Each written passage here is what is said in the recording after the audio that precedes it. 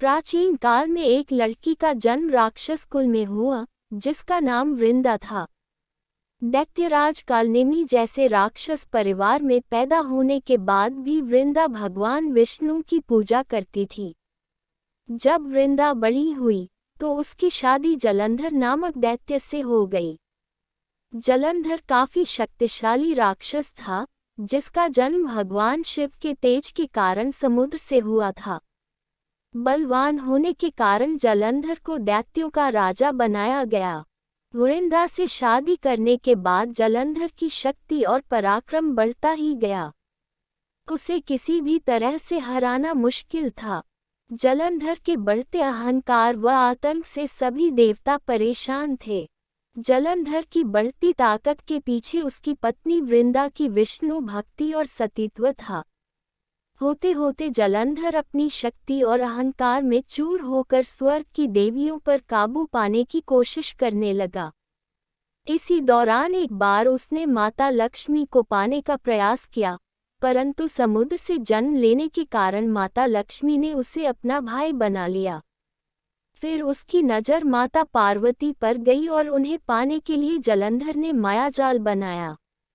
अपने मायाजाल से जलंधर ने शिव का रूप धारण किया और माता पार्वती के करीब जाने की कोशिश करने लगा।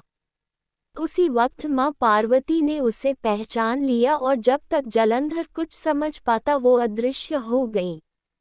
जलंधर के इस दुर्व्यवहार से पार्वती जी को काफी गुस्सा आया और इस पूरी घटना के बारे में उन्होंने भगवान विष्णु को बताया। इधर जलंधर भगवान शिव से पार्वती जी को पाने के लिए कैलाश पर्वत पर युद्ध कर रहा था। तभी भगवान विष्णु ने जलंधर को सबक सिखाने की ठानी। सभी को पता था कि जलंधर अपनी पत्नी के पूजा पाठ और सतीत्व की वजह से ही अजेय हुआ है। ऐसे में भगवान विष्णु ने जलंधर को हराने के लिए उसकी पत्नी का पतिव्रत धर्म भंग करने के लिए मायावी चाल चली। भगवान विष्णु एक साधु का रूप धारण करके वृंदा से वन में मिलने पहुंचे। उनके साथ दो मायावी राक्षस भी थे, जिन्हें देखते ही वृंदा डर गई। तभी भगवान विष्णु ने उन दोनों राक्षसों का वृंदा के सामने ही वध कर दिया।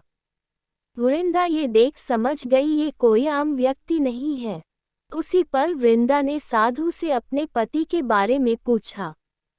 साधु बने भगवान ने अपनी माया शक्ति से दो बंदर प्रकट किए। दोनों बंदरों के हाथों में जलंधर का सिर व धड़ था। ये देखते ही वृंदा बेहोश हो गई। कुछ समय बाद होश में आने पर वो साधु से अपने पति को दोबारा जिंदा करने की प्रार्थना करने लगी। वृंदा की विनती सुन उसके आंखों के सामने साधु ने अपनी माया से जलंधर के कटे हुए शरीर के हिस्सों को जोड़ दिया और स्वयं उस शरीर में समा गए। वृंदा को जरा सा भी अंदाजा नहीं था कि उसके साथ ऐसा छल किया गया है। जलंधर का रूप धारण किए विष्णु जी को वृंदा अपना पति समझकर रहने लगी। वृंदा के ऐसा करने से उसका सतीत्व भंग हो गया, जिसके बाद जलंधर कैलाश पर्वत में युद्ध हार गया। जब वृंदा को ये सच पता चला तो उसने गुस्से में विष्णु भगवान को पत्थर बनने का श्राप दे दिया।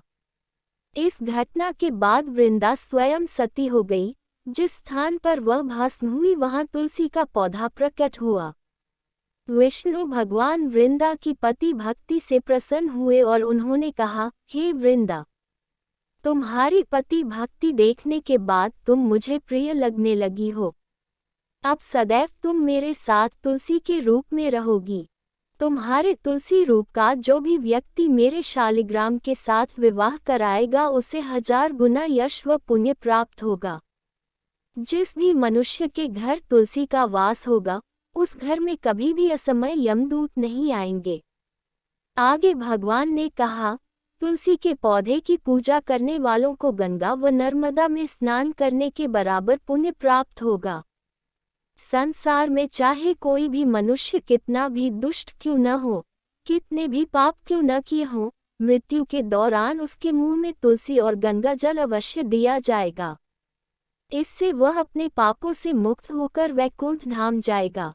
इसके अलावा जो व्यक्ति तुलसी व आंवला के पेड़ की छाया में पितरों का श्राद्ध करेगा उसके पितरों को मोक्ष मिलेगा। ऐसी ही और वीडियो देखने के लिए हमारे वीडियो को लाइक करें और चैनल को सब्सक्राइब करें।